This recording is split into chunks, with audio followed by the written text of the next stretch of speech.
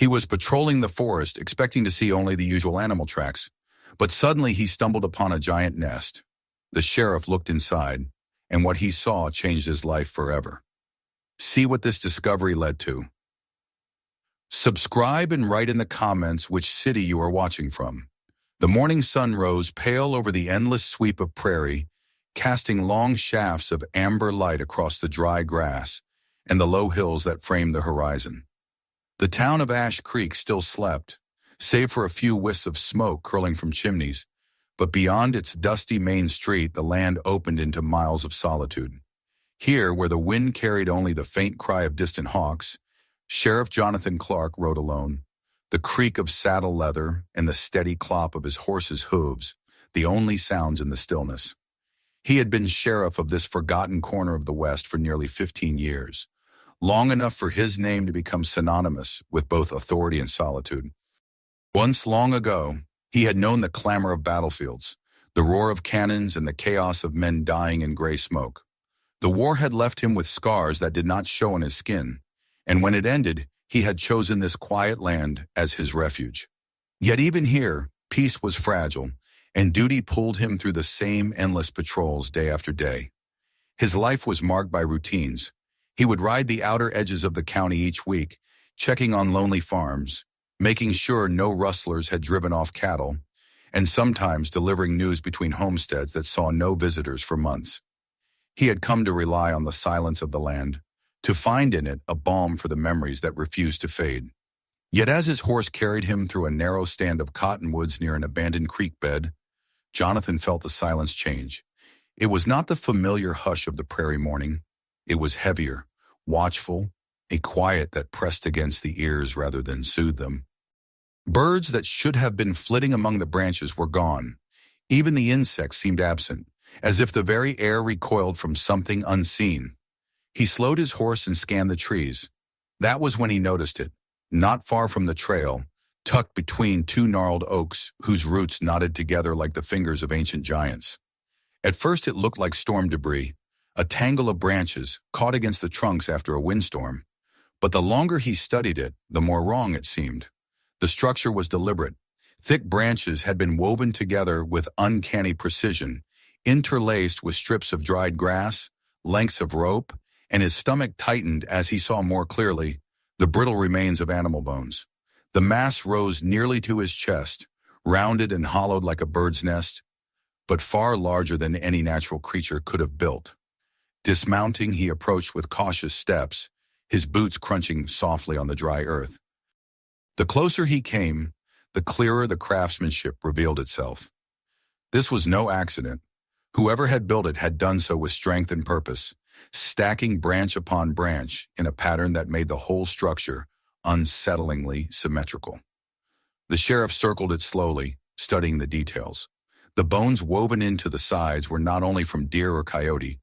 He thought he saw something that resembled a small steer's rib, and his throat grew dry. The air around the nest carried a faint odor, not quite rot, but old, like leather that had been left in rain and sun for too long. Jonathan hesitated, then reached toward the hollow at the nest center. Something dark was caught between the branches. He tugged it free. It was a scrap of cloth, weather-stained and stiff with age, torn as if ripped from a man's coat. Attached to the fabric hung a broken metal clasp, the sort used on army jackets years ago. Turning it in his hand, he saw the faint outline of engraved letters, but they had been worn smooth. He felt the weight of recognition even without clarity. The object had belonged to someone, and it had been left here for a reason. Kneeling, he studied the ground around the nest. The soil was soft from a rain 2 days before, and it bore impressions that made his chest tighten. They were boot prints, clear and recent, pressed deep enough to suggest men carrying weight. There were several sets, overlapping, moving toward the tree line in a direction he knew led toward the old mining lands, abandoned since before the war. He rose slowly, his senses alert. For years he had heard rumors of drifters vanishing, of farmhands who never returned to collect wages, of travelers who set out for Ash Creek and were never seen again. They were always explained away by the townsfolk Indians, bandits, or simply wanderers who had no reason to come back. But this, Jonathan thought, staring at the enormous nest, was something else entirely. He mounted again, glancing back at the strange structure, as though expecting it to shift in the wind. But it remained still, a grotesque monument standing silent in the clearing. On the ride back toward town, his mind sifted through memories of the missing. There had been Samuel Drake, a boy of 16 who vanished on his way to fetch supplies. Ellen Price's hired hand, who left for Ash Creek and never arrived. Even a Mexican peddler with a cart of wares who passed through the county and was not seen again. Too many names, too many silences, and no graves to mark their absence. When he reached the edge of town, the normal sounds of life greeted him. The clang of a blacksmith's hammer, the chatter of women outside the mercantile, the lazy barking of a dog sprawled in the dust. It all felt distant, unreal, as if the quiet from the woods had followed him into the bustle. He rode straight to the sheriff's office, a small wooden building with a single barred cell, and tied his horse at the rail. Inside, the air smelled of tobacco and old paper. Jonathan sat heavily at his desk, the scrap of cloth and broken clasp lying before him like evidence in a case he had never wanted to open. For long minutes he stared at them, his jaw tight, his mind circling the image of the nest. He thought of writing a report, of sending a letter to the territorial marshal in the capital. But he knew too well how little attention a remote county's concerns drew. The missing men and women had never stirred more than whispers.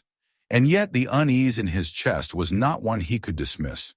He took up his worn leather notebook and began to write, recording every detail, the size of the structure, the material used, the location by the dry creek bed, and the direction of the tracks. His pen scratched across the page steadily, but his thoughts were restless. By the time the lamps were lit in town and the saloon's piano drifted faintly through the night air, Jonathan was still at his desk, staring at the notebook. The cloth fragment lay folded beside it, the clasp glinting dully in the lamplight. He thought of the nest standing silent in the trees, of the unnatural hush that had hung over the grove. He thought of the boot prints vanishing into the mining country. The war had taught him to recognize warnings, and every instinct told him this was one. What he had found was not the end of something, but the beginning. And he knew with a cold certainty that the prairie he had believed so quiet and empty was hiding a truth darker than anything he had yet faced. That night sleep came to him in short, restless intervals. The creak of the office settling made him reach for the revolver on his desk. The wind rattling against the shutters sounded like the rustle of branches woven together. Each time he closed his eyes, he saw the nest, looming and unnatural, as though it had been built not only to shelter something, but to warn away anyone who might dare look too closely. When dawn finally pushed pale light through the windows, he rose weary yet resolved. He had to see what lay beyond those tracks, and if the abandoned mines still held secrets. The silence of the land had spoken to him, and it was no longer the silence of peace. The sun had barely climbed above the horizon when Jonathan Clark mounted his horse again, the reins firm in his weathered hands and his jaw set with a determination that came only after a sleepless night. The memory of the nest gnawed at him like a splinter that would not work free, and though he had tried to convince himself to leave it be, he knew the land well enough to understand that ignoring it would not bring peace. He had written down every detail, folded the cloth scrap carefully, but his thoughts returned again and again to the boot prints that had led away from the clearing toward the direction of the mines. Those old shafts and tunnels had been abandoned since the fever of the gold rush died out decades earlier. Men had come from as far as St. Louis in Mexico to dig in these hills, only to leave them hollow and silent when the ore ran dry. Yet now, as he recalled the deliberate shape of the nest in the heavy silence of the grove, he felt certain that those forgotten shafts were no longer as empty as people believed. The trail toward the mines was narrow and overgrown, rarely traveled by anyone anymore. Brush tugged at his boots, and low branches scraped across his hat brim as he guided the horse forward. The further he rode from town, the less the sounds of life accompanied him. By the time he reached the foothills where the first abandoned claim markers stood like rusted tombstones, even the wind seemed to hold its breath. He dismounted and led his horse, wary of the uneven ground. The air smelled of dust and earth, but beneath it was something faint and unsettling, a dampness that had no place in the dry season. The old mining camp came into view slowly, revealed between the pines like a forgotten wound in the earth. Collapsed wooden shacks leaned against each other, their roofs caved in, doors swaying on rusted hinges. A broken sign half buried in weeds marked what had once been a mess hall. The remnants of a forge lay scattered in blackened stone, and a row of decayed posts suggested the skeleton of a corral where mules had once been tethered. It should have looked like nothing more than the relic of a past era, another reminder of the restless hunger that had driven men westward. Yet Jonathan's eyes sharpened as he studied the details. The ground bore impressions that did not belong to time alone. The dirt between the shacks had been disturbed recently. Not the random patterns of deer or coyotes, but the deliberate marks of boots. He crouched low and traced one with his finger. The edges were sharp. The soil had not had time to dry and crumble. He straightened slowly, his hand brushing instinctively against the handle of his revolver as his eyes roamed over the decayed camp. He had not been wrong. This place had seen use not long ago. Inside one of the larger buildings, the air was heavy with dust, the beams sagging dangerously overhead. Jonathan stepped carefully, his boots stirring clouds that glittered faintly in the shafts of light slanting through broken planks. The room was scattered with debris, rotted blankets, shattered bottles, a rusted lantern. But among the ruin, something incongruous caught his eye. On a splintered table lay a ledger, its leather warped but intact. He brushed away the dust with his sleeve and opened it. The pages crackled with age, but the ink, though faded, was still legible. Rows of names filled the paper, each with a date beside it. Many were names he did not recognize, but some froze his breath in his chest. Samuel Drake, Elias Turner, Matthew Ruiz, men and boys who had disappeared from the county in recent years. Jonathan's eyes moved down the columns. Most names bore a date of entry, but where there should have been notations of release or transfer, the lines were empty. He turned the pages with a growing sense of dread. More names, more blank endings. He slammed the ledger shut and pressed his palm to it, steadying himself. It was no longer rumor, no longer coincidence. These were the missing, and they had been recorded, cataloged like livestock. Moving deeper into the camp, he found another building that had served as an office. The roof had partly collapsed, bearing a cabinet under a heap of timber, but with effort he pulled free one of the drawers. Papers spilled across the floor, yellowed and brittle. He sifted through them with gloved hands. Most were indecipherable, but some bore photographs, sepia images of men in striped uniforms, numbers pinned to their chests. The ink beside them was blurred, but the dates were sharp.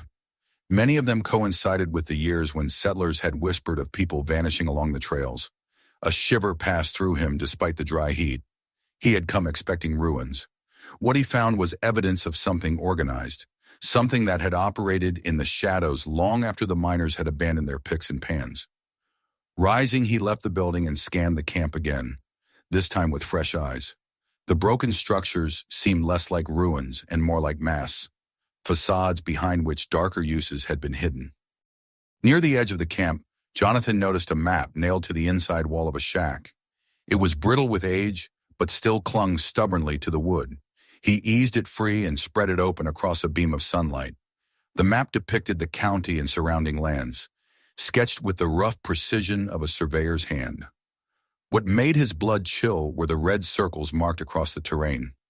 Scattered in remote places, deep in groves, at the mouths of canyons, along dried riverbeds. Each circle marked something deliberately chosen. His eyes moved to the nearest circle. It aligned almost exactly with the grove where he had discovered the nest. He folded the map carefully and slid it into his coat. His mind was racing. Whoever had maintained this ledger and marked these maps had been moving people, perhaps prisoners, to hidden places across the county. The nest was not an isolated oddity. It was one of many. As he prepared to leave, he noticed fresh impressions leading away from the camp toward the mountains. They were faint, but visible to a trained eye. Boot prints again, and this time the deeper furrows of wagon wheels. He crouched low and touched the ruts. The edges were sharp, the soil freshly torn. Someone had driven through here within days, perhaps hours. He rose with his jaw set, the weight of knowledge pressing down on him. The mines were not empty, they were being used. By the time he mounted his horse, the sun had climbed high, baking the earth and glaring off the broken glass that littered the camp. He cast one last look at the ruins. They seemed to stare back at him, silent and unyielding, as if daring him to pursue the truth further.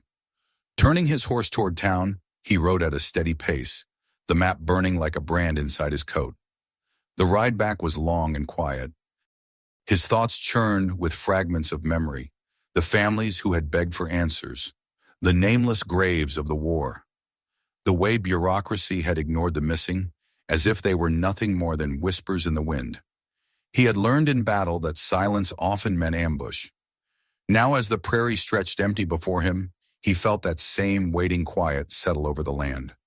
Something was unfolding beneath the surface, something vast and deliberate.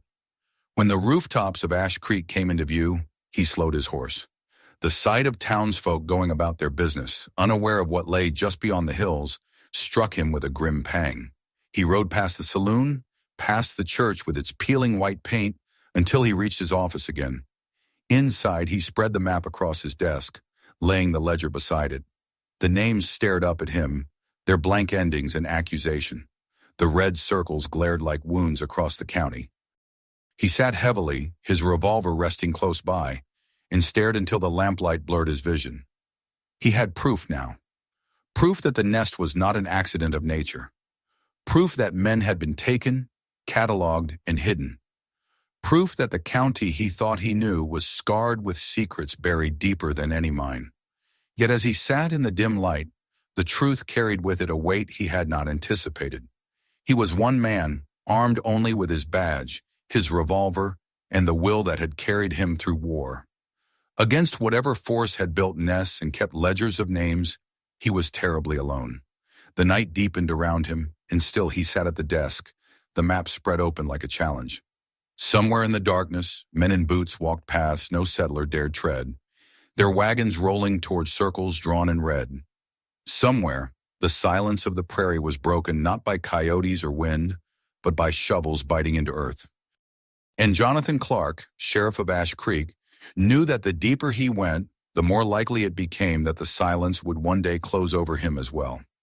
The hours that followed his return from the abandoned camp were restless ones, heavy with a silence that pressed close against the walls of the sheriff's office.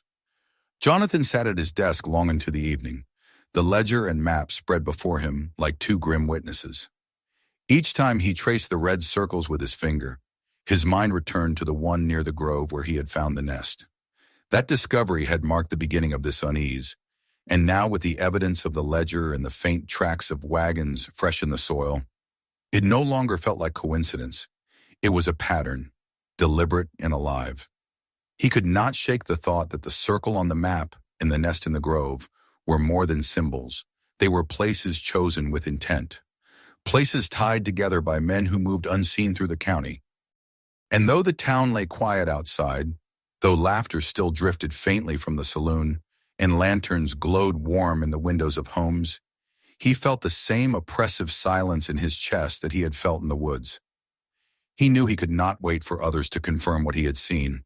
He would have to see it with his own eyes again. That night, under a moon that hung swollen and pale above the horizon, Jonathan rode back toward the grove. He kept to the shadows where he could, guiding his horse softly along the trail, dismounting before he reached the familiar stand of oaks. He tethered the animal in the brush and moved forward on foot, every sense sharpened by the knowledge that he was no longer looking at ruins of the past, but at something happening still, something that lived beneath the surface of his county like rot in a tree. The air grew heavier the closer he came, as though the woods themselves recognized his approach. He crouched behind a fallen log at the edge of the clearing and fixed his eyes on the nest. It loomed as before, a grotesque monument of branches and bone, catching the moonlight on its jagged edges. For a time there was nothing. The grove lay silent, except for the faint rustle of leaves stirred by the night breeze. Then from the shadows between the trees, movement began. Shapes emerged, 3 figures walking with purpose into the clearing. They wore long coats that brushed against their boots and wide-brimmed hats pulled low, but their faces were concealed by cloth masks tied at the jaw. They carried tool shovels slung over their shoulders, bundles tucked beneath their arms. Jonathan's breath caught as he watched them approach the nest. They moved without speaking, their silence unnerving, their coordination practiced. He had seen men move like that before. In war, soldiers carrying out duties they had performed 100 times. These men, whoever they were, knew exactly what they were doing. One set down a lantern at the base of the nest, shielding its flame with a tin cover that cast a dim circle of light. Another began pulling away loose earth near the base, scraping carefully as though uncovering something hidden. The third retrieved a sack from beneath his coat and scattered its contents over the disturbed soil. Jonathan squinted. The pale dust glimmered faintly in the light. Lime, he realized, the kind used to cover and quicken the decay of flesh. His stomach clenched. He thought again of the cloth scrap, the ledger, the blank endings beside the names. Here, in this grove, the truth was written in the soil. He pressed himself lower against the log, forcing his breathing to slow.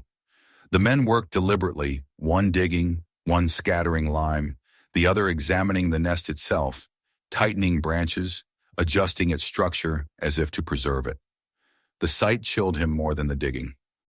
The nest was not simply left behind, it was tended, maintained, as if it held a purpose beyond disposal.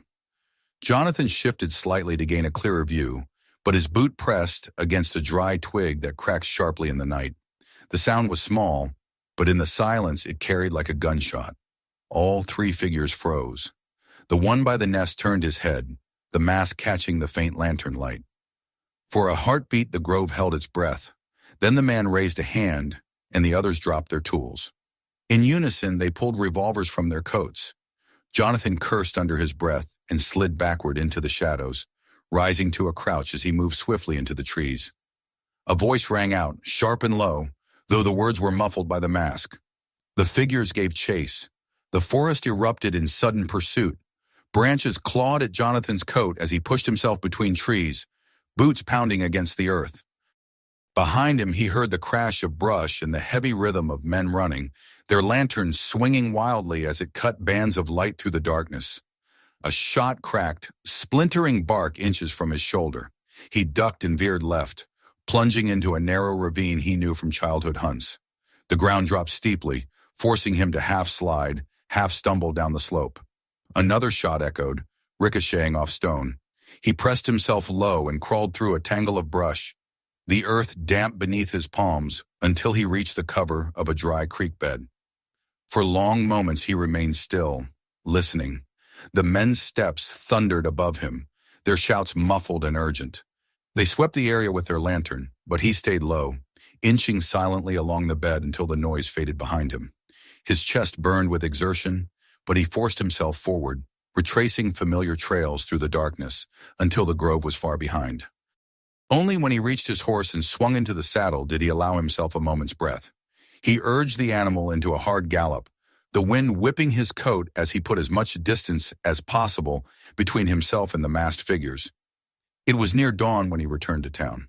The streets were empty save for the first stirrings of life, a milk wagon rattling over cobblestones, a groggy hand sweeping the boardwalk in front of the saloon. Jonathan dismounted stiffly and walked into his office. The ledger and maps still lay upon his desk, but now their presence was heavier, darker. He dropped into his chair and stared at them, his hands trembling faintly. He had seen them with his own eyes. The masked men were not ghosts or shadows from his imagination. They were flesh and blood, moving with purpose, carrying out work that no honest man could name. As he reached to pour himself water from the tin pitcher, something caught his eye near the door. A folded piece of paper lay wedged between the doorframe and the jamb, where it had not been before. He rose slowly and pulled it free. The paper was rough, torn from a larger sheet, the words scrawled in crude block letters with what looked like coal. His heart sank as he read the message. Stop or vanish. For a long time he stood in the still office, the note trembling in his hand. He felt the same suffocating silence around him that he had felt in the grove. They knew he had been there. They knew what he had seen, and now they were watching him, close enough to leave warnings at his very door. He set the note beside the ledger and lowered his head into his hands. the weight of it pressing down like stone. Sleep was impossible that night. Each creak of the wooden floorboards, each groan of the wind through the shutters, seemed to carry the presence of unseen watchers. He sat by his desk with his revolver close at hand, the lamp burning low until the hours bled one into another. He thought of the names in the ledger, of Samuel Drake and the others whose families had been left with silence for answers. He thought of the nest, tended like some grotesque altar, and the men who had dug in the soil as if bearing secrets they dared not leave exposed. He thought of the map with its red circles, each one marking another place like the grove. When dawn broke again, gray and reluctant, Jonathan rose from his chair and buckled his gun belt with grim resolve. The mask had been lifted now. This was no matter of superstition or rumor. It was organized, deliberate, and alive. And as sheriff of Ash Creek, he could no longer stand at the edges of it. He had stepped into their path, and they had warned him. But warnings only hardened his will. Whatever lay buried in the county, he would uncover it, even if it meant standing alone against the men who wished him silent.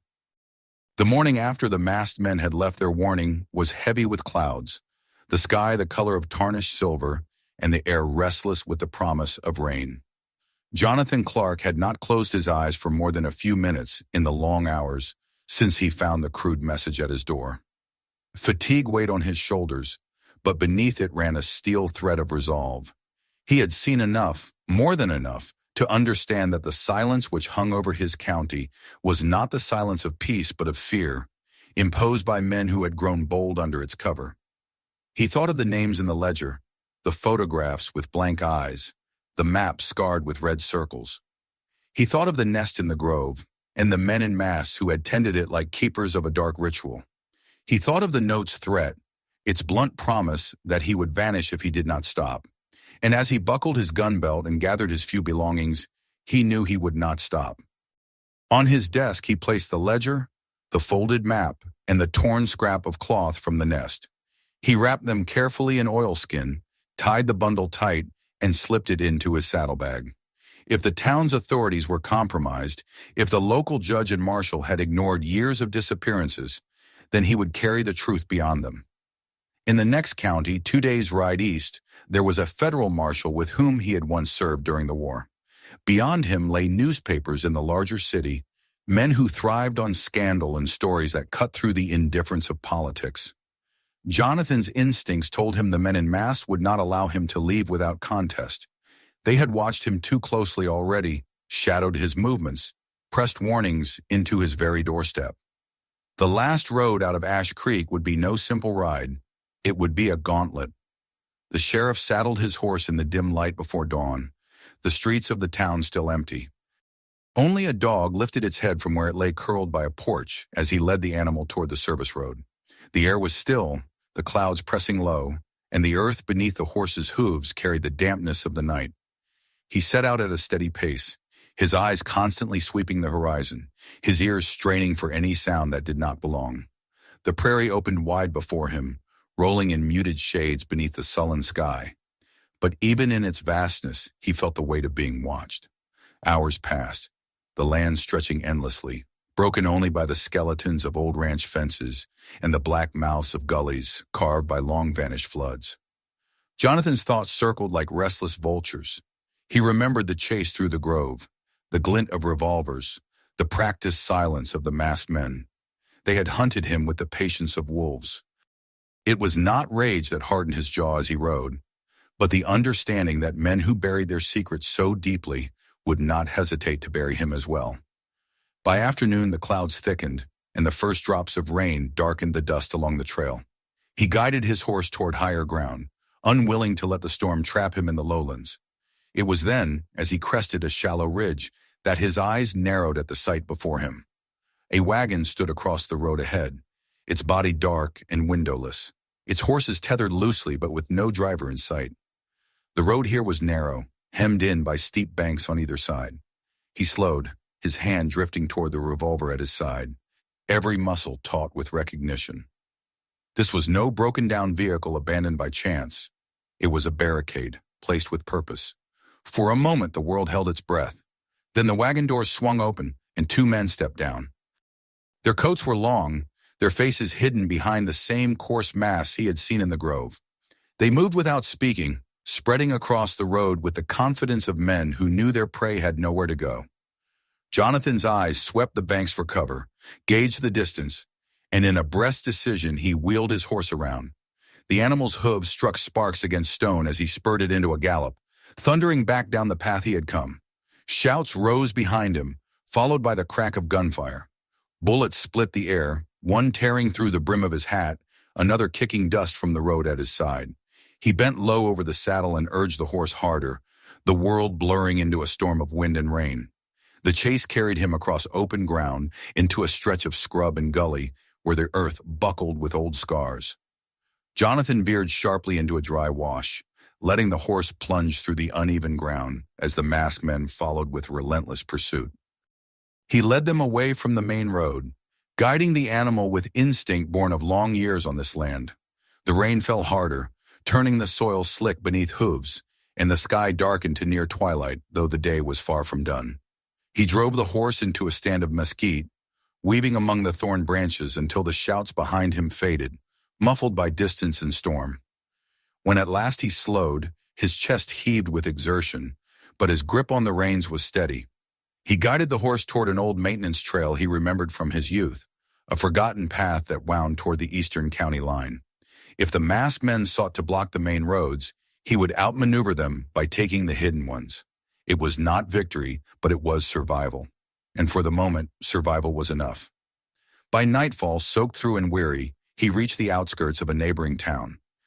Lanterns glowed warm in the windows, and the sound of voices drifted from a saloon that smelled faintly of smoke and whiskey even from the street.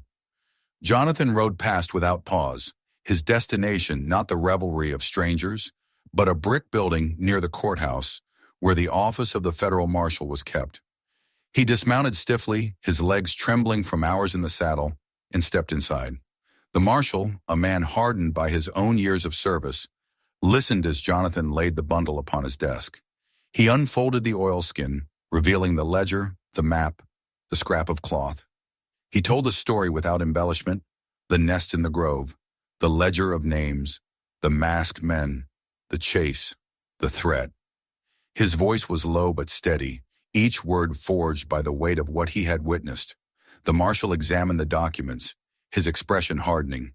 He recognized names from lists he had seen before, names whispered in the margins of reports marked unsolved or disappeared. He promised action. Men would be dispatched, the sites investigated, the truth uncovered. For the first time in many days, Jonathan felt the burden on his chest ease, though only slightly. He knew too well that words alone would not stop the masked men, but he also knew that the evidence was no longer in his keeping. It had been carried beyond the borders of Ash Creek into hands that could not so easily ignore it. That night he lodged in a small hotel at the edge of town, its walls thin, the mattress lumpy, but for the first time in weeks he allowed himself to lie down without his revolver in hand. Sleep did not come easily. Each sound of footsteps in the hallway made his pulse quicken. Each groan of the building made him think of branches creaking in the grove. Yet when he drifted into restless dreams, he knew the truth had begun to walk its own road, one he no longer carried alone. 2 days later, Ash Creek and the surrounding lands swarmed with riders and wagons not bearing the mass of shadows, but the badges of federal men. They spread through the abandoned camp, the groves, the canyons. They unearthed graves where the soil was soft, open buildings long left to decay, pried secrets from the earth that had been buried under decades of silence. The newspapers carried headlines that stretched across the width of the page, words of horror and outrage that spilled into parlors and saloons alike. A hidden network of graves, dozens of names matched to those long listed as vanished. Corruption that reached through local offices, binding together greed and cruelty under the cover of neglect. Jonathan stood at the edge of one such excavation, the earth torn open, men working with shovels and careful hands. The air was heavy with the smell of soil and rain. He watched silently, his hat pulled low, his coat clinging damply to his shoulders. Around him, agents spoke in clipped tones, their faces pale in the gray light of the storm's passing. The prairie that had once been his refuge felt raw now, its secrets stripped bare beneath the gaze of the world. For a moment he closed his eyes and breathed deeply, letting the truth settle into him. He had done what he could. The names in the ledger would no longer be left to silence. Yet even as he turned away, leading his horse back toward the town, a shadow lingered at the edge of his thoughts. He remembered the night in the grove, the men whose masked faces had turned toward him, revolvers gleaming in their hands. He remembered the chase through the rain, the wagon blocking the road. Some of them had not been caught. Some of them had vanished again into the wilderness, into canyons and valleys too deep for law to reach. The prairie was wide, its silences endless, and he knew better than to believe it had given up all its secrets. As he mounted and looked back one last time, the wind stirred across the land, rustling through the grass like the whisper of unseen watchers. The sun broke weakly through the storm, casting pale light across the horizon. But in his heart, Jonathan Clark understood he would never look upon his county the same way again. The quiet he had once treasured was gone. In its place remained a certainty that the wilderness held truths darker than any battlefield he had known, and that some silences were meant not to comfort, but to conceal. If you enjoyed this story, make sure to subscribe so you don't miss what's next. Watch our other videos for more powerful stories, and share this one with someone who needs to hear it.